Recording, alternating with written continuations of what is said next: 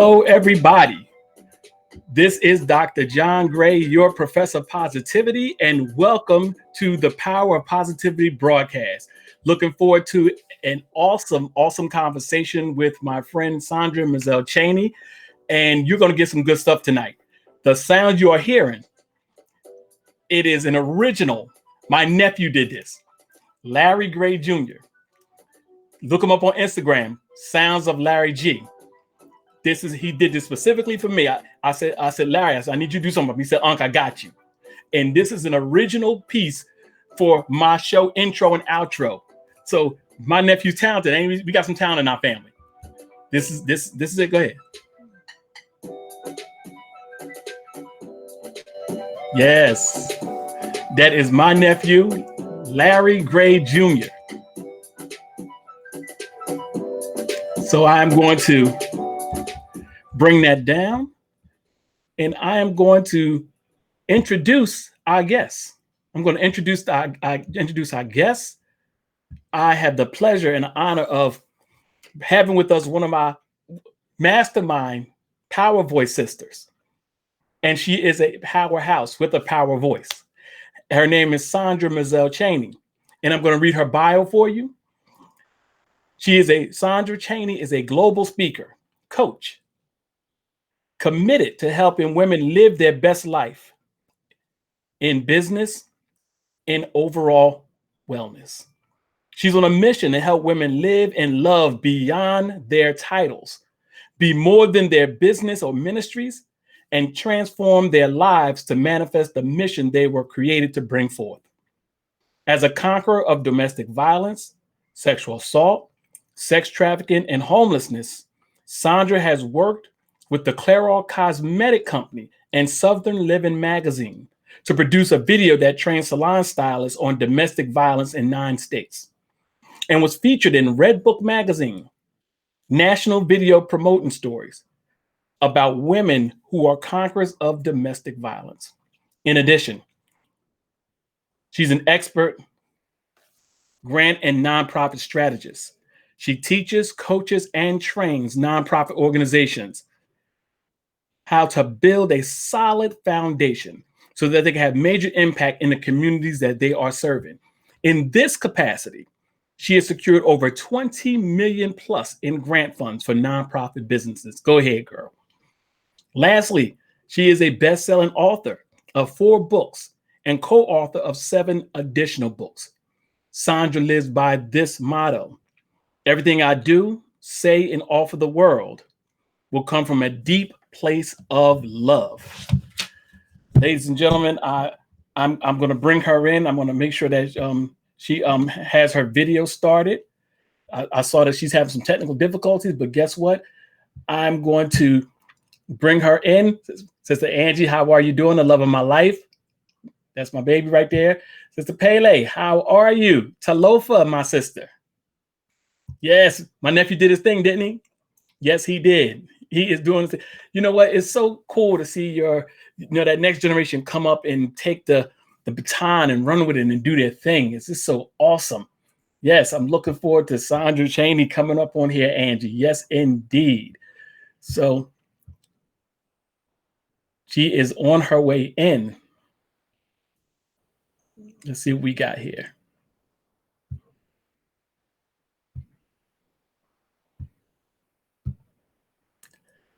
I believe Sandra has to turn on her video, and when she turns on her video, she'll be coming in. Hey, Lisa, how you doing, my publicist? That is my publicist. Oh, let me go back to the sweetheart message that I got. I got a sweetheart message, y'all. There you go. I got a sweetheart message. I'm gonna hit this solo, and I'm gonna wait for Sandra to get her video right, because she may be contacting me. Make sure that she's okay. Give her those little instructions to hit that video, because we are in a treat in terms of persistence and positivity and resilience. This woman embodies that, and I can't wait to just have her on and talk about her journey. I mean, her journey is awesome. You know, people always tell you, you have an Oprah Book of the Month club in you. You do. You just got to let the world hear your voice.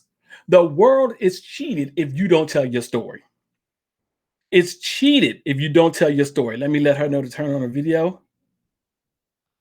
Turn your camera on. There you go.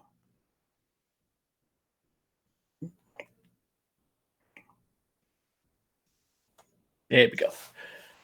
The world is a better place when you tell your story. There's somebody somewhere waiting for motivation and inspiration and encouragement. And it's your story that's going to do it. And guess who I got in the house? Guess who I got? There we go. Sandra, how are you? Now your sound up. You gotta connect your sound. You are live. Got to make sure that your microphone's connected.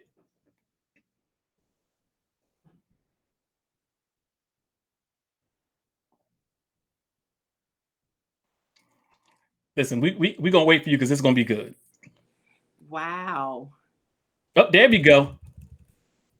Can you hear me? Testing 1, 2. I can hear you. Hey, sister, what's happening? Hey. Listen, Woo. this would be so much easier if we wasn't in COVID, if we were in a studio, we could sit down at a table and kick it a little bit. But listen, this brings out the realness. Because Yes. life has its ups, downs, bumps, bruises. Things don't always go right. But guess what? We're here. And guess what? You got to keep going. You just got to That's keep going. right. Thank you Sandra for Chaney. having me. Thank you. Sandra Chaney, meet World, meet Sandra Chaney. We are about to have a good conversation. Sister, Yes. I read your bio, and your bio is so impressive. And there's so much persistence in that. There's so much resilience in that bio. Thank you. And I want to just go in because you specifically, now I know that, like, for example, I'm a man and I'm interviewing you, and I'm going to get some nuggets of inspiration from you. But you specifically said in your bio that you want to reach women. Mm-hmm. Talk a little bit about that. Why specifically? Well, as you read my bio, I'm a conqueror of domestic violence and sexual assault. And I'm not saying that men don't deal with domestic violence. Clearly, because I can relate better to women and they can relate better to my story, I want them to understand that there's purpose in them, that there's power in them, that there's healing to be had. And my connection is just better with women. Although I will say that there have been men who have said to me that my story resonates, but I resonate more with women because of the journey I've had. You know, as I listen to that and given my journey, there's some resonation on my behalf as well. And we come from that era. I know I do. I'm 52, and I come from that era that there's certain things you don't tell this. You keep it in Yes. house. You don't put family business out there. And there's so many people victimized because of the family secrets we want to keep.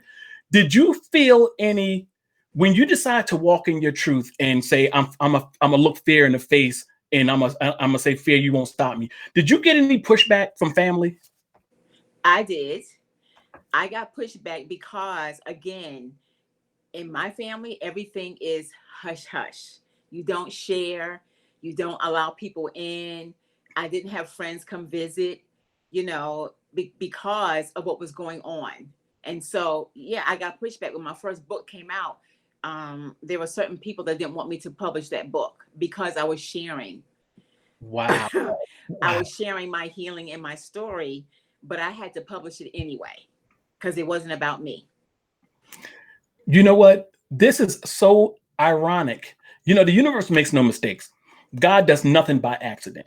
And I wrote a book also called Quitting Was Not an Option about my life's journey. And I caught pushback. I literally got the phone call from my siblings. And they were like, what do you think you're doing? Like, Mm-hmm. why would you do that? And here's what I said. I said, and I want you to talk more about that because I know how that made me feel. I'm the youngest in the family. I'm the baby. So I grew up with this entitled sense of Y'all should have taken care of me and looked out for me, more so now. Don't get me wrong. My brother Larry is my biggest champion. We're only a year and a half apart, but that is my hero. But Mhm. I still felt like I should have been protected more. So the book to me was healing, but the Yeah. pushback I got hurt. Speak to how you felt when you got that pushback from family. So what it did was made me feel like it didn't happen. It made me feel like everything that happened to me never happened, which is not true. And I'm the oldest. And I was made to feel like I was everybody else's protector. And I'm trying to survive my own life and not, and not having the protection. So for me, when to get that pushback is to tell me that none of that ever happened when I know it did. And it made me start to think that I was crazy. I questioned God because I didn't ask to write the book. God told me to write the book. I'm just saying. Yeah. I didn't ask. I didn't want to, but God told me to. And so I'm like, yes, it hurts, but God said push the book out, and I did. I had to. It took me a while to get over that. I just want you to know. It took me a while to get Yeah. over that pain. It did. Hey, I want to just acknowledge a few people on here. We got Lisa G, our girl Lisa G, our Hey, publicist. Lisa We G. got our Power Boy family on here, Pele. We got Angie, and we have someone who I met as we spoke in a summit together. Tyrese McAllister, and her area is wellness and mental health. So it's interesting that she's on here because what we're speaking to is how it affected our mental health. Yes. We literally had the mental health issues based on the trauma we had to deal with. Yes. And you spoke about that isolation where you felt like what happened to you wasn't happening because nobody would acknowledge it, and I felt like, how could you let this happen? And I was 12. I was 12 and my aunt was 33. How could you let this happen? You see what's happening right in front of your face. Yes. And Yes. I felt, I was made to feel so wrong. I was made to feel like this is normal. Like y'all acting like this is something that happens until I Yes. realized it is something that happens. Yes. And Well, that broke my heart. it's interesting you said that people knew, because what I didn't know until I became an adult, that all the family members knew what was happening within our household. They all knew, but nobody came to our rescue. They didn't come to the rescue, and I didn't know that until I became an adult. And I'm like, but if you knew that, why did you allow us to stay in that? And partly because my parents and my aunts were old school. So, old school, you stay married. You don't, you just stay married. Yeah. Yeah. That was just the way it was. Yes, you stay married. And so that was hard for me. It was hard for me. So when I got married and I went through that, my father said to me, I needed to leave, which was so hilarious because I grew up in a child abuse environment. So to hear him tell me to leave my marriage when this is going on in the household that I grew up in, it was just funny. They Yeah. don't want it to happen to you, but it's okay when you're growing up as a kid. So Yeah. it was It's a struggle. like where was all this wisdom when I was growing up and I could have grew up in a more emotionally balanced place, but I didn't. It's Right. something you ask your grandparents, who are you? Right. Like okay, when the grandkids come around, you're this totally different entity. Yes. And they were. Yeah. And I remember, Sandra, when The Color Purple came out. And Hmm. on my father's side, we're from rural Georgia, Waynesboro, Georgia. Ooh, And that I is rural. remember my aunt when we were talking about it, because we took a field trip in my 11th grade year to go see this movie. And my aunt saw it and she was so hurt.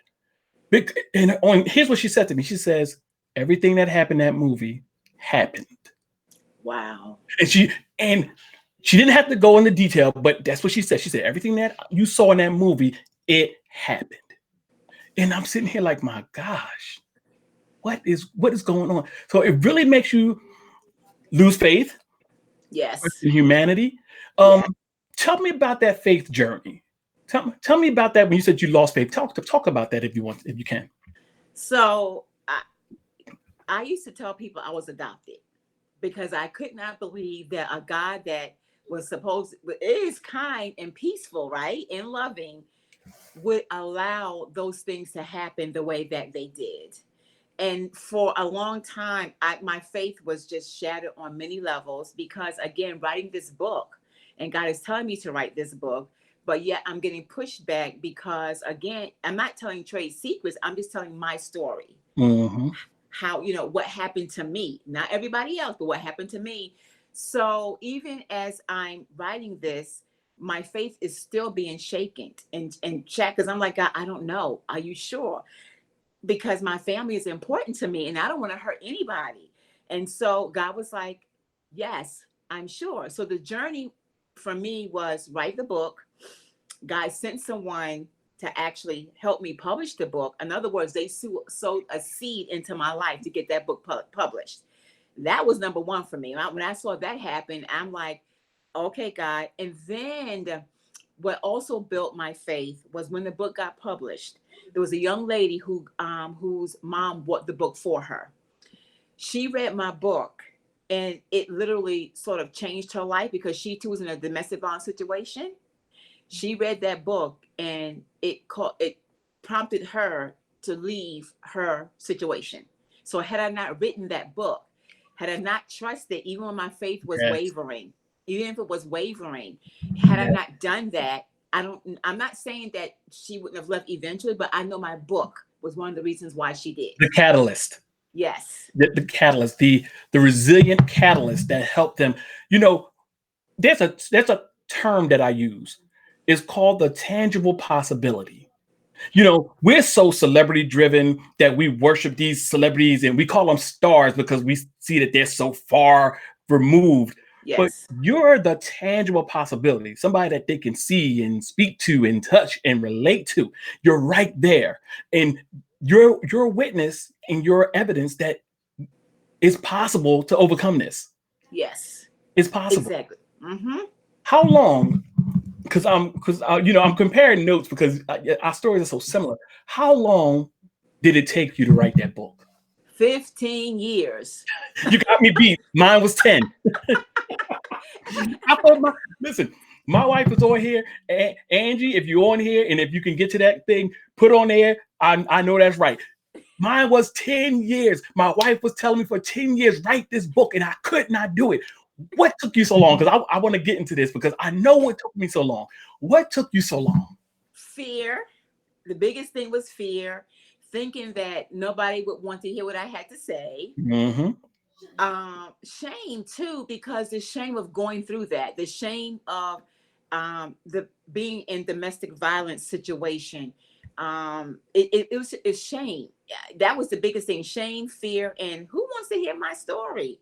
That was the biggest thing for me. And it took 15 years because I'm like, I'm not ready to tell this story. I'm not even sure if I'm healed yet. Number one, Yes. I'm not even sure I'm healed yet. So let me think about this. Let me tell you how God got me. I interned for a magazine online, and I just started writing stories. The magazine folded, but the stories I wrote became the chapters in my book. And then the next thing that happened was my contracts were not being renewed at all. So all I had was time on my hands to write. Yes. That was it. That's how 15 years in the making. And what's the name of that book? We have Zena is asking, what is the name of the book? It's called Give It to Her, A Gift of Healing and Restoration. And if somebody wants to purchase that book, how can they get it? They can go to my website, sandrachaney.com. Sandra, and it's called. And give me the name of the book again. Give It to Her, A Gift of Healing and Restoration. All right, Zena, you have it. Give it to her, a gift of healing and restoration. And my wife put on there. I know that's right because mine was. I mean, it's almost like I'm sitting here having. It's like I'm interviewing myself, Sandra, because it was 10 years, and I had, and Tyrese, Sister Tyrese, she can attest to this. When they talk about childhood trauma, they do an ACEs quiz. And they have 10 categories of trauma that the higher your A score, the higher your propensity for factors that can determine the way your standard of living. I Mm-hmm. scored 10 out of 10 in the A scores. That's Mm-hmm. the level of trauma that I dealt with early on in my life and Yes. ongoing. And I was scared to rehash that trauma. Yes. It scared me. And like yourself, my chapters, they were the themes of my life. Those pivotal moments. For example, I lost my mother to cancer in 1976. I Oh. couldn't move forward until I dealt with that. Mm-hmm. And it wasn't just the loss, it was the other things that came with it, because then that was the beginning of the foster homes and the shelter. Ooh. So the first chapter of my book was 1976. Ooh. I had to deal with it. I had to, Yes. I had to. We are only wounded healers. I think Yes. that's what I'm hearing you say. Can you speak to that feeling of I'm not healed myself, but I'm trying to heal somebody? Can you talk to that? So, interestingly enough, I didn't really know that I was a victim of domestic violence until I started working in a battered women's shelter as a volunteer. So, my healing really didn't start until I was like in my late 20s, early 30s. Really? I think I was like 29, 30. I went to work at this shelter because there was something in me that was missing. You know how you get that feeling like you should be doing something more? So Yes. I went there to start working at the shelter to volunteer, only to hear their stories, and they were my stories.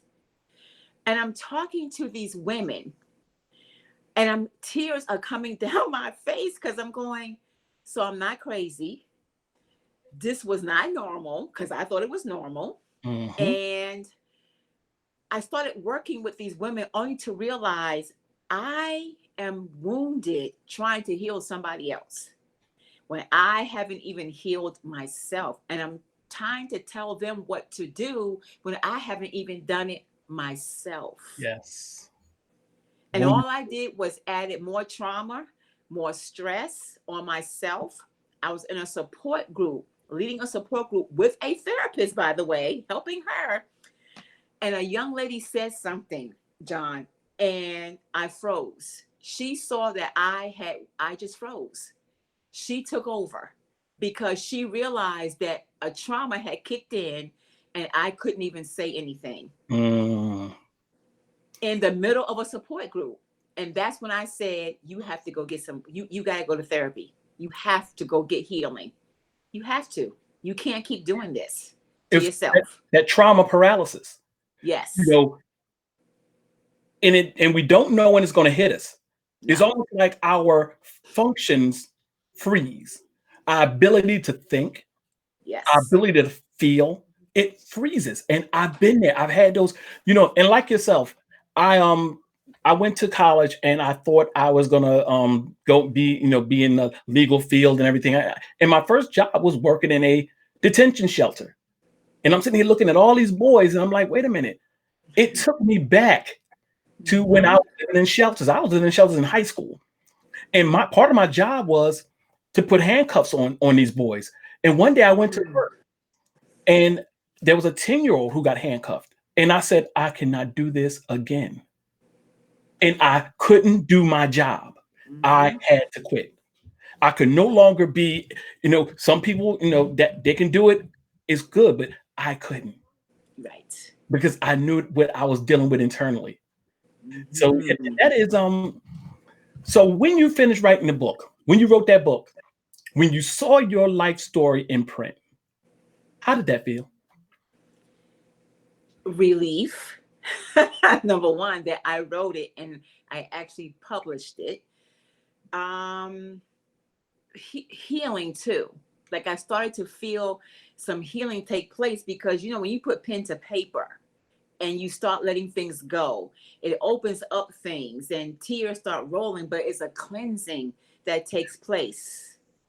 So Yeah. it was a cleansing for me that took place in it. And I will tell you, after the book was written, my mom came back to me because I said the book is written, and she supported me. Believe it or not, she came back and she said, "I want you to know that you're not crazy. It did happen.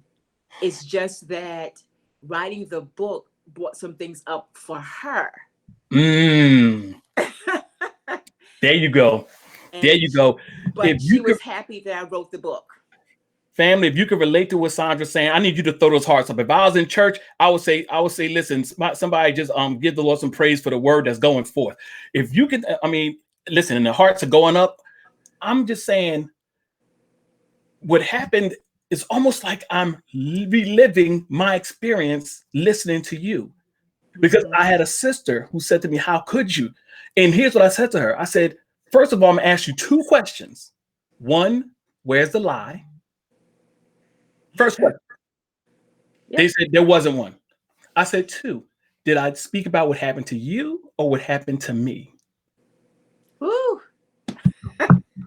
So the healing was Woo. not about you, it was You. about me. And then out of the Mm. conversation, what grew out of that was, well, I need to tell you what occurred in my life, what happened to me too. So it wasn't so much it was like, why would you tell our business? They didn't want to deal with that either. Yes. Just like your mom. Yes. Yes. You know, Zandra, this show is called The Power of Positivity because one of the things I tell my wife is that, and I say it all the time, bad news circles the world twice before good news gets out of bed in the morning. You know, I love and that. and people think that, being positive is this unrealistic. It takes a strength to be positive. Yep. I'm gonna throw this at you because because your perspective is so powerful because you've been there, done that, and got the trophy and the t-shirt for it. How did you keep the perspective of positivity in all of that chaos? Choice.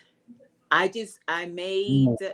the choice because at the end of the day, I was looking for happiness and positivity outside of me when it was already within me. So I had to choose to Yes. go within, and I had to choose to trust God. There are days when I didn't feel good. There were days when I just wanted to throw up my hands and just quit. There were days Mm. when I'm like, this is chaotic.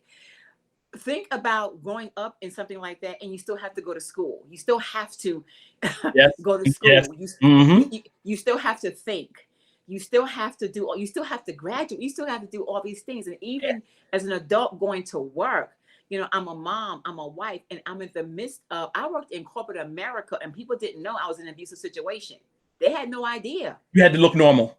Yes, I had to look normal. I had to, and people used to always say, you're strong." What they don't understand is I had to reach deep inside to show that strength when I went to work every day and put one foot in front of the other. All while I'm praying, asking God to tell me what to do. Yes. Ladies and gentlemen, this is Power Positivity with my special guest, Sandra M. Chaney. And if you are resonating with this, you need to hit that share button. You need to tell somebody, get you behind in this conversation because this is awesome. This is food for the soul. This is a masterclass of resiliency right here. Because Sandra, I relate to that on all those levels. When I was in high school, I was living in a shelter, but I had to act like a high school kid. I had to, I had to work. Everybody's thinking about proms and this, and I'm sitting here Yep. in the like worrying about people stealing my clothes in the home I'm staying with 16 other boys. you know, Mm-hmm. the trauma that people face, people sometimes have no idea, Right. and it takes a Herculean effort to Yes, simply look normal. it does. It really, really does. And I tell people all the time, just because you see me smiling on the outside and you see me doing what I'm supposed to do every day, does not mean I'm not hurting. Does not does not mean Yeah, I'm not crying on the inside. It doesn't mean that. It just means that I have something that I need to do and I got to do it. So in order to do that, I have to reach deep inside and keep moving. I have to. But I'm gonna tell you what kept me too was I'm a music. I played flute for 7 years in high school. So music became my saving grace. Angie Music. Gray. Angie Gray, she know where I'm telling you, music, you know what? This has been a blessing. This, listen, I feel like I'm in a resiliency masterclass because music is the soundtrack of my life and it got me through. Yes. It got me through when I lost my mother, Sandra. And when I was going through all those things, there was a song called The Greatest Love of All. And I Oh would yeah. sing that to myself. I decided long ago never to walk in anyone's shadow. If I fail, if I succeed, at least I'll live as I believe. No matter what they take from me, they can't take my dignity because the greatest love of all is inside of me. I used to sing that song to myself at 9 and 10 and 11 years old. Yep. Yeah. Yep. So when you talk Yes. about reaching down, digging deep to hold on to something, what were some of the things you said, I'm going to hold on to? And this is going to be the thing that anchors me and allows me some sense of sanity. What did you hold on to? Well, music for one. I held on to because I went to a music and art school. So music for one is what I held on to, because growing up, uh, even though I knew of God because of my grandmother, we really didn't go to church. So I didn't really have that per se. So music became my saving grace. I would hang on to music. I would, like you, sing to myself, get in band, and we would play. I hung on to that. Little things, like childhood things, I remember, like coloring and playing jacks, those things to keep myself from, like, losing it. If you, and when I became an adult, what I held on to was really God, because at the end of the day, I'm like, I'm still here. So there must be a God out there somewhere, because I'm still here and I'm still breathing. So God, even though I don't understand, I'm going to hang on to what I can't see right now, because I can't see you, but I feel. And because I feel, I'm going to hang on to what I believe is happening because I'm still here. So music was, and for me, music still is that right now. Music, nature. I'm a tree hugger. I hug trees. I love it. Okay. So getting in nature and getting by water, those things keep me anchored. If I'm hurting and I can't figure things out, I'll get in nature and I'll just sit there and I'll cry. I'll let it go. But Yeah. nature, music, those are the things that keep me going.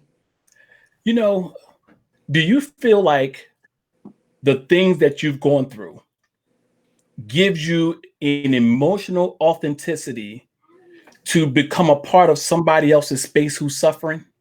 Yes, Can you I speak to that do. a little bit? I do, because a lot of times I can feel what people are not saying.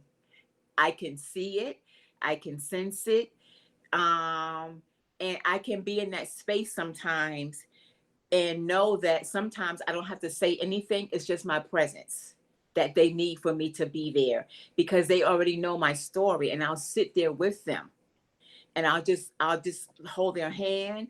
I'll let them cry. I'll hold the space that they need, because my emotional capacity has been increased because I have gone through something similar, and I understand what they're going through. And I let people know from the beginning, I'm very transparent and I'm very authentic. There's nothing you can't ask me that I will not answer to Oh. help you get through.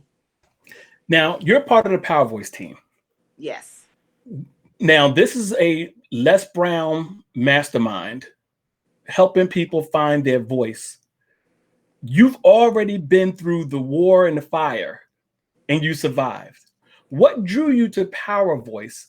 And what do you see that as a, first of all, explain what Power Voice is to people that don't know. And then why did you gravitate towards Power Voice as a vehicle? So, Power Voice, for those who don't know, is where you come to learn how to create your story, where you come to find your unique voice and share your voice with the world. Because we all have a story. We all have a story, and Yes, we do. somebody is waiting on you to share that story and to share your unique voice with the world. And so, what drew me to Power Voice, honestly, okay, so we're in the midst of COVID and things were shifting. And I had a conversation with a very good friend, and she said, you should think about, she told me she was in this Power Voice system group with Les Brown. She said, you should think about it. And I was like, yeah, I don't know. I've been in a lot of coaching programs, and I've done so many things. And I heard Les Brown, and I love Les Brown. And one day I jumped on Facebook, and he was talking. Something that he said triggered something in me. And I remembered what she said. And I said, I need to check this out, because yes, I have a voice. Yes, I've written books. Yes, I've spoken before. I've spoken with audiences before, but there was something about what he said that made me want to learn more about what I didn't know about me. And that's why I joined, because I've learned more about me being in that Power Voice system. Mhm. I've grown much more than if I had not joined. I don't know, the things that I've released since I've been in Power Voice, the things that I understood about me has been amazing. So Power Voice is just that. It really helps you find your unique self. Yeah. Have you had the opportunity to have Les Brown tell you your story back? Yes. How did that feel? Nerve-wracking first. Let's just be truthful, because it's just like, oh my good, because he's amazing, and he's Yes, he is. gifted at what he does. But once he shared my story back to me, I was almost in tears, because I've never heard my story told like that. It was simply amazing. Wow. And it's something that I'm going to always treasure. Wow. It was lovely. It was awesome. My wife is in Power Voice as well. And I remember listening to Les Brown give her story back. And it's almost like me having a front row seat to her story. I feel like I heard it for the first time. I felt like I went to a theater, and the greatest actor orator of all time was reciting her life story. And I was like, my goodness. I was like, pass me the tissue. I'm like crying right now. My goodness, because it's the way he does it is just so powerful. So you do find your voice. Yes. Find your voice. I So actually found my voice again. Let me just say that. I found my voice again. That's just the truth, because I had lost my voice. Going through the healing process again, because there are levels to this thing, people. There's levels to this. Oh, yes. I just have to say that. It's not a quick fix. There are levels to this. And if you're not open to the levels to this, you're going to, in the process, you're going to be wondering, why am I stuck? Because you're going to get to a point and you're going to think that you've arrived when you haven't. And so I found my voice again coming into to Power Voice. And I found there were some things that I still needed to heal. Literally. Yes. Literally. Does it still, when people read my book and they tell me how it touched them, it still makes it still puts me in a weird space. I'm honest. I'm just being honest. It does. I'm like, who, me? It's almost like I'm looking at it from this different lens. Do you have that same response when people tell you how blessed they've been by either hearing you or listening to you or reading your book? How does that make you feel? Very humbled. And then sometimes, truth be told, not always worthy. Not always worthy of what they're saying sometimes. Yeah. And I have to remind myself that, no, you are worthy. What you wrote this book for a reason. The reason why they're connected to you is because of this. They want to hear what you have to say. But yes, sometimes, I've had to learn to just say thank you. Just say thank you. Yes. Yes. And that's it. You don't have to go into all this. Just say thank you is enough. And so, yeah, sometimes it's like, wow, they're really talking about me. Yeah. And yeah. Yeah. I still get that. So what's next for Sandra M. Chaney? What's next for you? So I'm getting ready to actually relaunch a third edition of a book that's dropping on Monday. I'm also working on my own a fourth book. So I'm a co-author in other books as well, but I'm working on book number 4 for myself, and of course I'm on a speaking tour. Yes. Uh-huh. Yes, celebrating you speaking tour, which is coming up, and so I'm excited about that.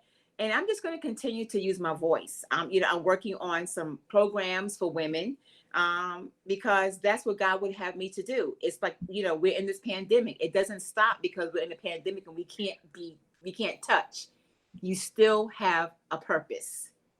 Yes. As a You matter of still fact, have to do it. the pandemic makes it that much more needed to have the voices Yes. of positivity and resilience out there in the atmosphere.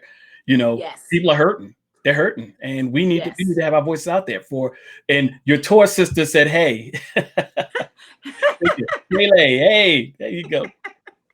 Yes, And but I'm excited. I really like things like this, to just get our voices out there, to connect with other people, to help people heal, to help people realize that just like you and I are sitting here as witnesses about what healing looks like and about what your life can be, it is also our job. It is also what we're supposed to do in this world. We're here for a reason. So yes, we're supposed to yes. reach back and help somebody else heal. We're supposed to use our voices, write those books, tell those stories. That is what Mhm. we're supposed to do. I live my life by 3 words: encourage, inspire, empower. That's what I want to do. That's my gift to the world based on what I've been through. Because I don't want anybody to feel that hopelessness that I encountered until Mm-hmm. I realized, wait a minute, I got this. And there's something that you have to, like you said earlier, you got to dig down deep Yep. and believe in yourself when people don't. People gonna think Yes. you're crazy. People gonna Yep. think that you're delusional. I literally got cursed out when I told my foster family I wanted to go to college instead of enlisting right away into the military. They was like, "You stupid for doing that," because like who else have you ever seen go to college? And I'm like, wow. Well, guess what? I'm gonna be it. There is life after adversity. Yes, there is. There's a fight in us, and you are proof positive of that, Sandra. You are the epitome of that triumphant spirit. That you're not gonna let life dictate to you. You're gonna have a word to say otherwise. Yes, I Yes, am. yes. Like I got something to say about this. Yes, I do. And I love your 3 words. Mine are love, transparency, and just pure laughter. Yes. I, Because I want you to know that, I mean, literally, we should be enjoying life, and you can't enjoy it if you're in a space of being bogged down with so much stuff. So my love, I'm gonna always come up. My motto is always everything I do and give the world will come from a deep place of love. Everything that I do. okay. Well, one of the things I want to do right now, Sandra, is you know from Power Voice that we have been privileged to meet people all over the globe. And we're taught that you never know. Don't pay attention to the clicks and the numbers that's on here now. People are listening. Mm-hmm. There are people. I got somebody hit my website today from Sweden and Thailand. I mean, Wow. people are listening. So what I want you to do is I want you to take a couple of minutes and I want you to speak resilience and positivity and persistence into the life of somebody who is going to hear this, who may be Mm-hmm. dealing with something that they think is unbeatable. But by listening to Sandra and Chaney, they're going to know that they have the power to go on. So what I'm going to do is I'm going to solo you and I'm going to give you the floor and I'm going to let you speak to the people. The floor is yours. So thank you, John. What I want you to know first and foremost that you are enough as you are. And I have to tell myself that every day that I am enough. So I want you to look at yourself in the mirror and say to yourself that you are enough. I don't care what you're facing, what you're looking at, what's happening in your life. You are enough. You really, really are. I know that it may seem like life has beaten you down. I know in the midst of the pandemic that's going on, uh, people are losing their homes, people are losing their jobs, people are cancer is still here. We forget about that. There's sickness and disease all around us. But what I know for sure is that you're still here. And you just need to take a breath and recognize how important you are. And if no one has told you today that they love you, I'm telling you that I love you. Believe me when I tell you, I love you and you are needed in this world. Take a moment and be grateful for where you are right now. Where you are right now, because somebody else is not here, but you are. And I'm not going to say that this too shall pass because that's a cliche and we say it all the time. In the midst of it, you take it step by step, minute by minute, moment by moment, second by second. You do what you have to do for you. If it's get out in nature, get out in nature. But remember, you are enough. You have everything in here. Everything in here. You have been called for a purpose. You have purpose, and there is greatness in you. Even if you don't think there's greatness, I'm telling you that there is greatness in you. I didn't believe it either, but I believe it now. And all I want you to do is just under the sound of my voice, remember that there is greatness. In here, there is greatness. In here, there is greatness. And the world has need of you. And if you cannot do this on your own, and it's okay, then reach out. Reach out. I'm here. John's here. There's a whole bunch of people on this live right now. Reach out and connect. Okay? Just as simple as that. Reach out. Do not go it alone because you don't have to. I did for a long time, and all I could do was just ask for help. I didn't ask for help. I'm encouraging you right now to ask for help because you, my sister, and my brother are enough. My goodness, my goodness, my goodness. I need you to type in that chat box, people. I am enough. Go ahead, right where you are right now. Type in those comment sections. I am enough, because we are. Thank you so much, Sandra, for your time. Thank you so much for your words of wisdom, your words that come from that authentic place. There's something to be said for the words that come from the place of authenticity. You know, my seminary professor said to me, the soul rejoices at what it already knows and agrees with. So when people hear words that resonate, their soul is uplifted. Their soul, their very soul cries yes, because they say to themselves, somebody gets me. They get it. And that's what you're doing. Thank you so much for what you're doing in the lives of women and men, because I'm a witness that you've been a blessing to me. Thank you for your book. And once again, give your book and your website so people can reach out and connect with you. So my book is called Give It to Her, A Gift of Healing and Restoration. And you can go to www.sandra with an A, SANDRA, Chaney, CHANEY.com.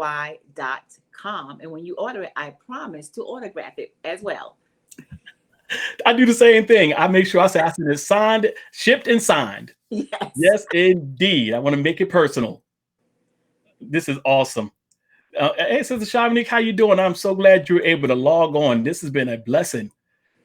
You know, and family, you know, I have my ask that I always do. Hit that share button. Don't be selfish over what you receive. I know we got some good stuff tonight, but make sure you hit that share button and say, hey, tag somebody and say, you got to hear this. Go in your contacts, tag folks and say, you got to hear this. Because I assure you, as much as I'm talking right now, there's somebody that needs to hear this conversation. There's somebody that needs to hear this conversation. So, Sandra, thank you so much.